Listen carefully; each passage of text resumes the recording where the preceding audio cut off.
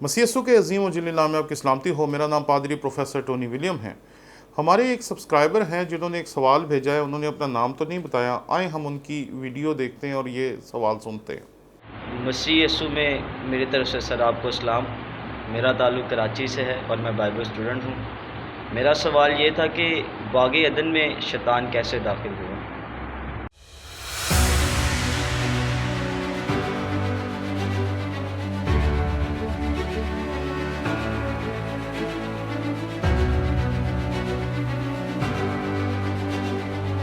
ہم نے آپ کے شوق کی قدر کرتے ہوئے ایک نیا یوٹیوب چینل شروع کیا جس کا نام ہے ٹونی ولیم آفیشل۔ اس پہ ہم نے کوشش کی کہ اپنے تمام کورسز جو پچھلے 15 سال میں ہم پڑھاتے رہے ہیں وہ ڈال سکیں تاکہ آپ اس سے بہتر طور پر سیکھ سکیں۔ اس لیے آپ جلدی سے جلدی اس چینل کو جا کر سبسکرائب کریں۔ جب اس کے 1000 سبسکرائبرز پورے ہو جائیں گے ہم اسی دن سے اس پہ اپنے کورسز ڈالنا شروع کر دیں گے۔ اس لیے جلدی کریں تاکہ ہمارا ٹارگٹ اچیو ہو اور ہم اس پہ اپنے مٹیریل کو ڈالنا شروع کر سکیں۔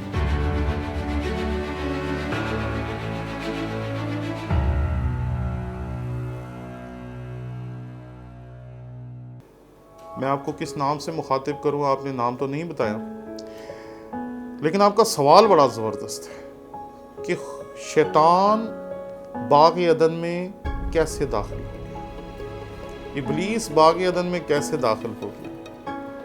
ایک مخلوق ہے جو اپنی خالق کی دشمن ہے اور اپنی خالق کی دشمنی میں اس نے اتنی بڑی جنگ کی ہے کہ اپنی فوج کھڑی کر لی ہے، اور خدا کے فرشتوں اور ابلیس کے ساتھیوں میں گھمسان کا رن ہوا ہے، جس سے اس دنیا کی تباہ حالی جب ہمارے سامنے آتی ہے، جو پیدائش اس کے پہلے باب کی 2 آیت میں سامنے آتی ہے، زمین ویران تھی، گہراؤں پر اندھیرا تھا، تو یہ سب کچھ بتاتا ہے کہ جنگ کتنی ہولناک اور خوفناک ہوئی ہوگی۔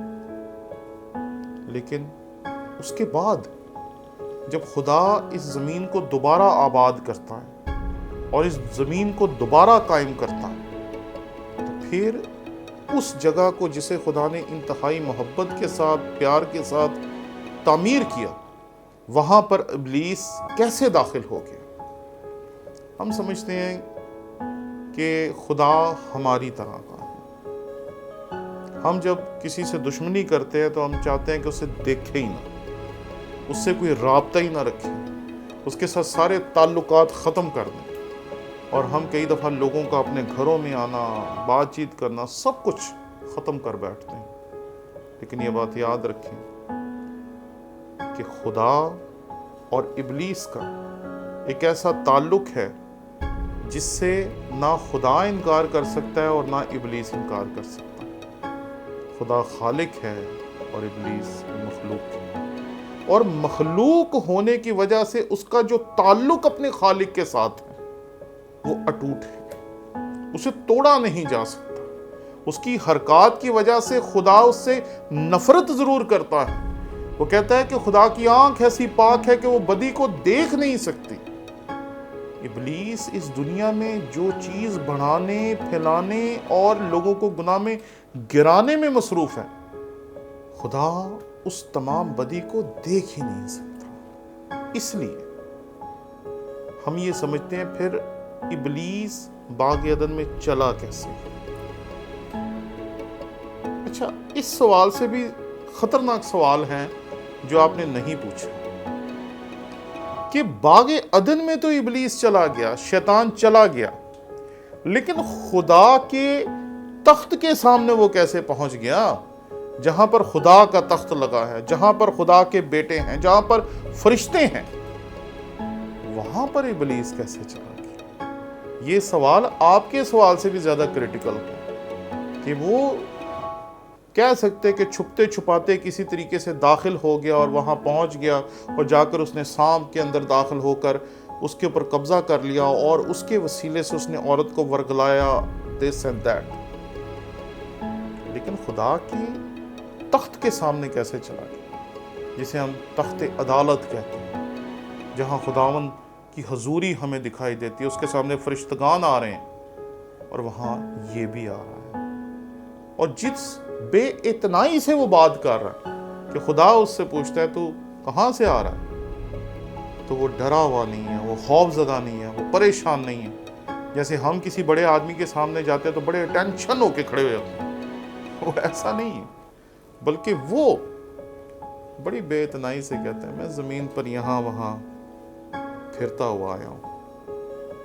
اس کی یہ بات اس تعلق کو ظاہر کر رہی ہے جو خالق اور مخلوق کا تعلق ہے، اور وہ خالق کے سامنے حاضر ہے، اور خالق کے ساتھ اس کا تعلق گناہ میں گرنے کے بعد بھی قائم تھا، قائم ہے، اور جب تک مخلوق موجود ہے تب تک یہ تعلق قائم رہے گا۔